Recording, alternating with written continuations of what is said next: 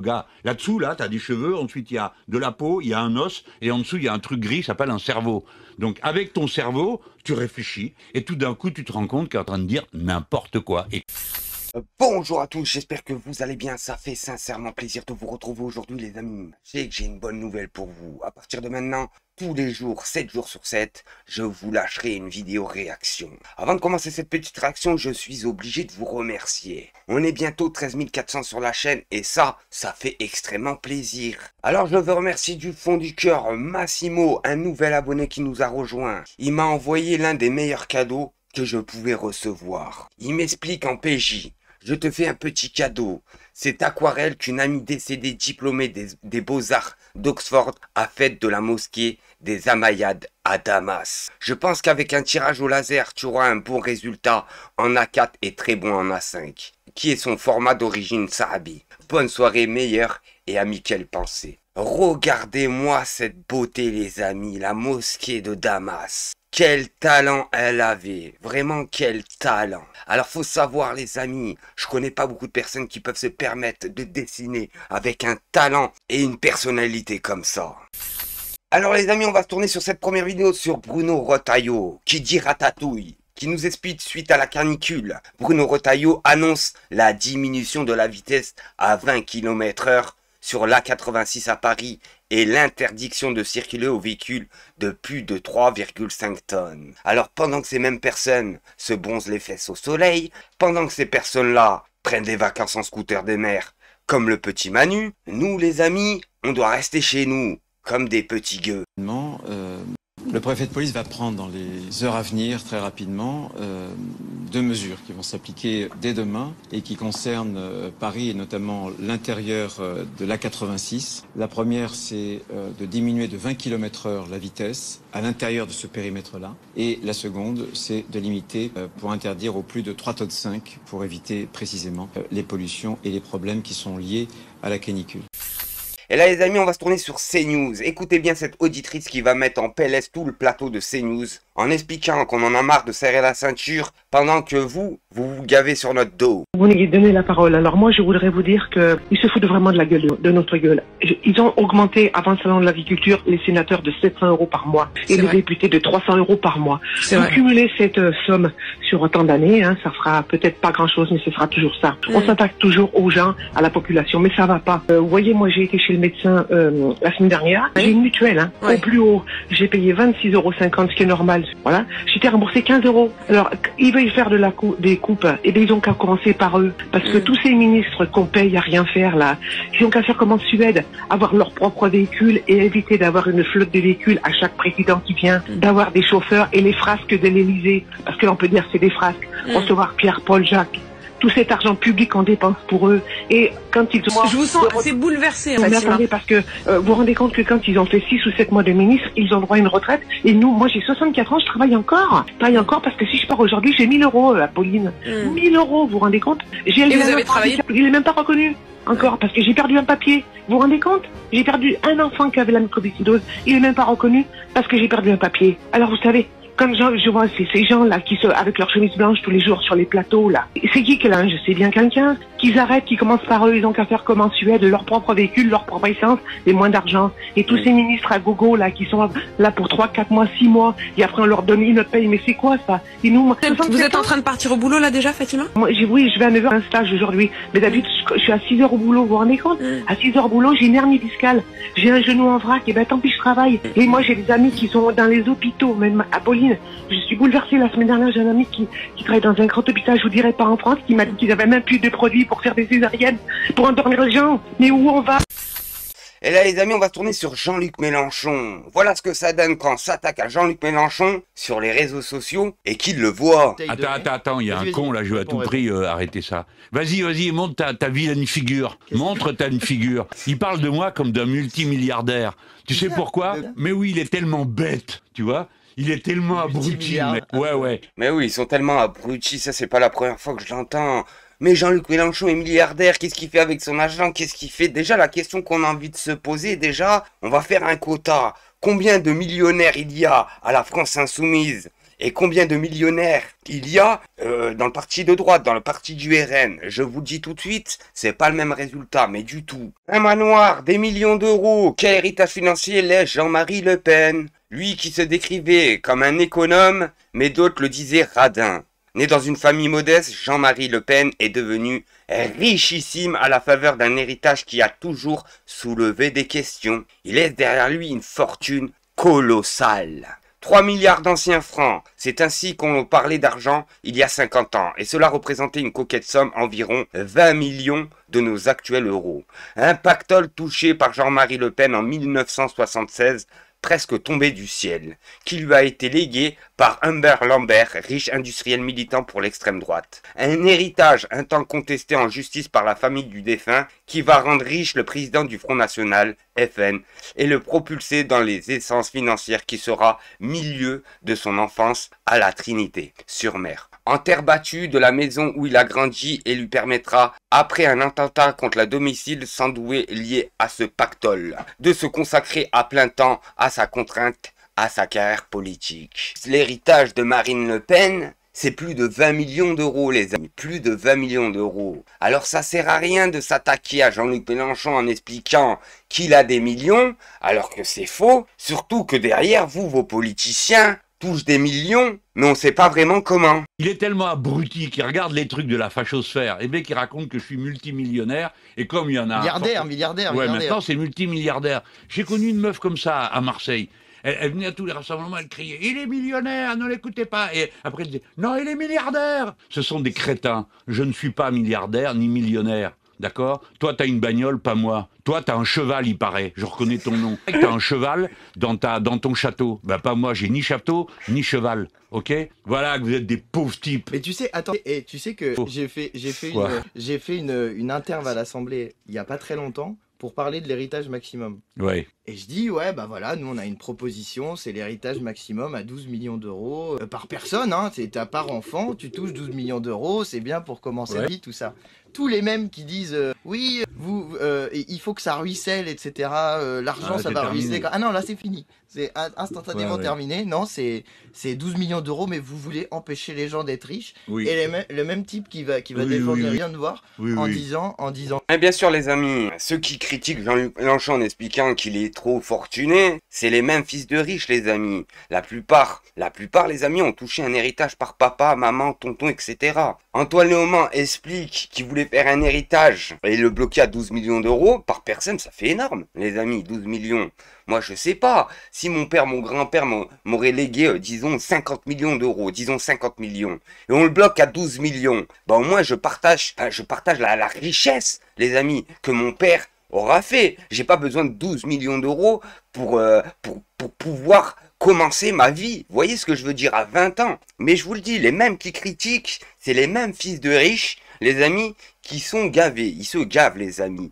Ne vous inquiétez pas, l'été, ils ont pas chaud, je vous le répète. Eux, dans leur piscine, ils se permettent de jeter des glaçons. Alors c'est les petits bourgeois. Tu sais, c'est le petit bourgeois jaloux. Alors il est là. Et j'ai un appart à Paris, j'ai 72 ans. Mon petit gars, on verra où tu seras. À 72 ans, est-ce que tu fais? Et mon appart, et c'est moi, j'ai rien fait. J'ai acheté un appart, pas un capital. Hein, réfléchis un peu. Là-dessous, là, t'as des cheveux. Ensuite, il y a de la peau, il y a un os. Et en dessous, il y a un truc gris, ça s'appelle un cerveau.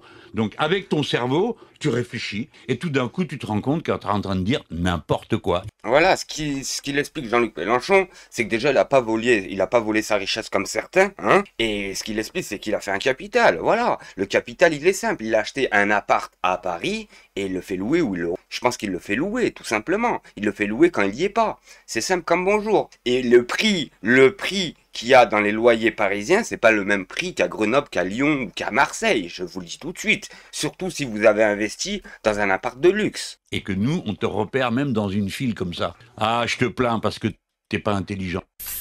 Et là les amis, écoutez-moi ce scandale. Canicule, 200 écoles fermées, des élèves incités à rester chez eux. De Villiers répond, on va remettre la France à plat pour 10 jours de chaleur. Il fait beau, c'est l'été. Il faut arrêter de se plaindre. Pas besoin de vous dire qu'il n'a pas d'enfants ou il s'est jamais occupé de ses enfants. C'est simple comme bonjour.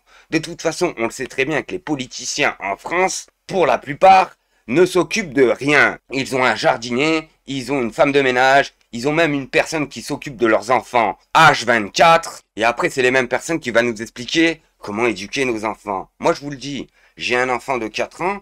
Quand je le mets à l'école, il n'y a pas de clim dans les écoles. Il n'y a pas de clim. Il n'y a pas de ventilateur dans les écoles publiques. Il n'y a pas de ventilateur. Imaginez-vous la température.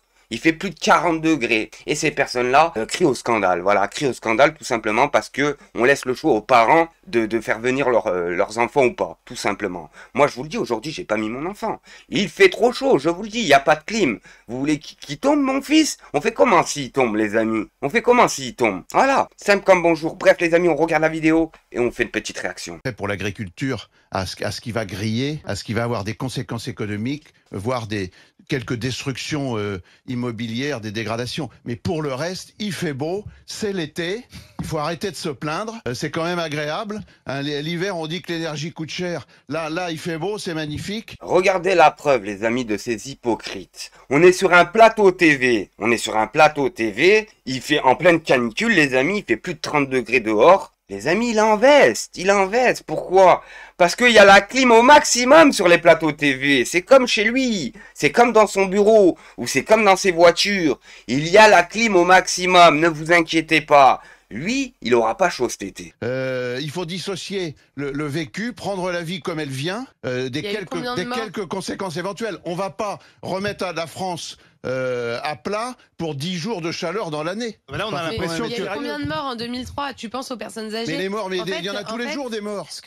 Et là, les amis, on va se tourner sur Manuel Bompard, député de la France Insoumise, qui va expliquer que la France Insoumise, nous allons publier demain un comparateur de programme entre celui du nouveau Front Populaire et ceux proposés par les autres forces politiques. Pas besoin de vous dire qu'il n'y a rien à voir. Le parti de la France Insoumise veut relever la France et le peuple français, pendant que les autres partis veulent faire les poches au peuple français. Et ça, vous pensez bien que c'est pas la même chose. Une bonne nouvelle, c'est que le débat puisse se faire sur le fond. Et ça, je pense que c'est bien que ceux qui le souhaitent mettent sur la table des propositions, un programme. Moi, je crois vers la confrontation des points de vue. C'est ça la démocratie entre différents programmes. D'ailleurs, je vous annonce qu'à la France Insoumise, demain, on va publier un comparateur de programmes pour faire le point sur les programmes qui sont défendus par les uns et par les autres. Parce que vous avez attendu le programme de Glucksmann pour pouvoir le détailler? Déjà fait pendant la dernière campagne des élections présidentielles de 2022, mais puisque tout le monde dorénavant essaie de montrer les différences entre les différents programmes. Regardez, Monsieur Glucksmann a présenté, je crois, 50 mesures programmatiques. L'année dernière, au moment de la campagne du Nouveau Front Populaire, le programme du Nouveau Front Populaire contenait 30 mesures d'urgence. Ce que je peux vous dire, c'est que sur ces 30 mesures d'urgence, qui a défendu toute la gauche lors des élections législatives l'année dernière, il y en a 21 qui sont pas dans le programme de Monsieur Glucksmann. Oui, mais ça, il assume complètement. Mais je ne lui reproche pas, je le dis. Et donc, je pense que c'est important. On a l'impression quand même que le rendez-vous de demain, c'est un peu en concurrence avec ce qui s'est passé cette semaine. Enfin, pardonnez-moi, mais ça vous a fait réagir. Votre rendez-vous de demain, je crois que c'est pour informer les citoyennes et les citoyens. Je pense que c'est bien que les gens puissent se faire un point de vue sur les différents points de vue, les différents programmes.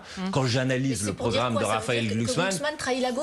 Mais ça, c'est pour dire que du point de vue du programme du Nouveau Front Populaire, il en a déchiré les 2/3 quand il a présenté ses propositions programmatiques. Par exemple, il n'y a plus la volonté d'abroger la réforme des retraites. Il dit il faut pas se focaliser sur la question de l'âge.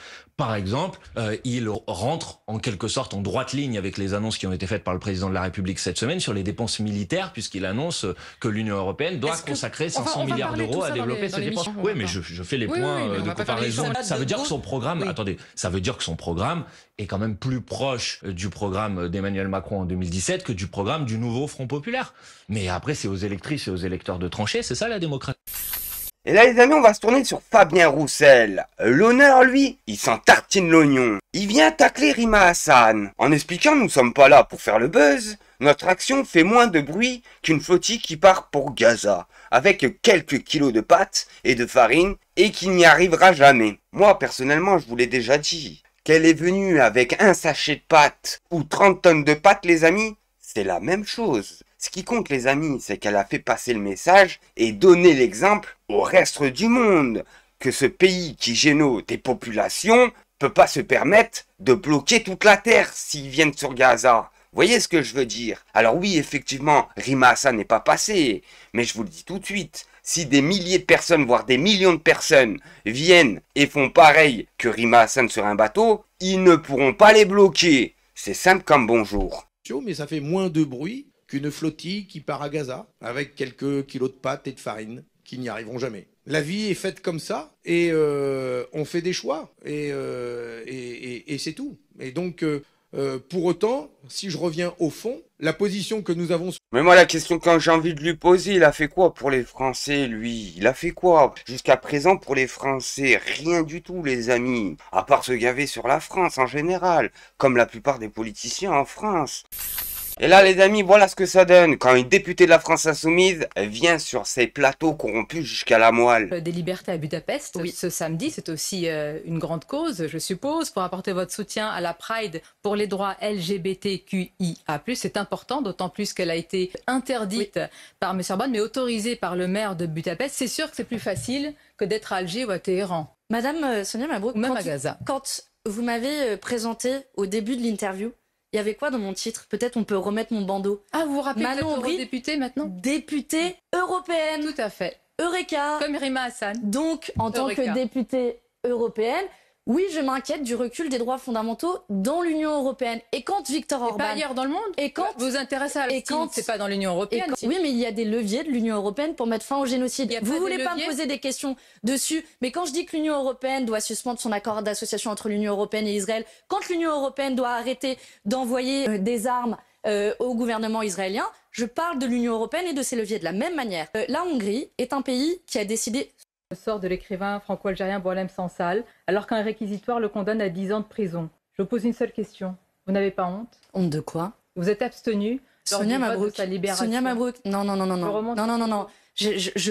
À aucun moment, il n'y a eu un vote simplement sur la libération de Boualem Sansal. Vous savez, Sonia Mabrouk, je viens souvent à votre interview, vous m'invitez régulièrement. À chaque fois, vous m'avez posé une question sur Boualem Sansal. C'est un otage aujourd'hui qui est toujours... Oui, et j'observe d'ailleurs que, en revanche, les otages français qui sont détenus en Iran, vous n'en avez parlé à aucune reprise. C'est drôle, vous ne devez pas écouter souvent la grande interview. En tout cas, vous m'avez jamais posé de questions dessus, chacun pourra aller vérifier. On vient de démarrer l'entretien. Donc, je vous dis que, à la fois Boualem Sansal, mais aussi tous les otages... Manon Aubry, vous n'avez pas honte? Vous n'avez pas honte, vous, la France Insoumise? Hein? Et Boualem Sansal, hein? Vous n'avez pas honte? Vous avez pas honte? Boualem, vous avez pas honte?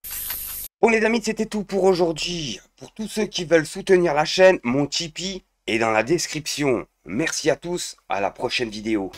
Et maintenant, qu'est-ce qu'on fout? C'est qu'on fout. Maître le mouton, tu aimes? Avec le troupeau des bêtes.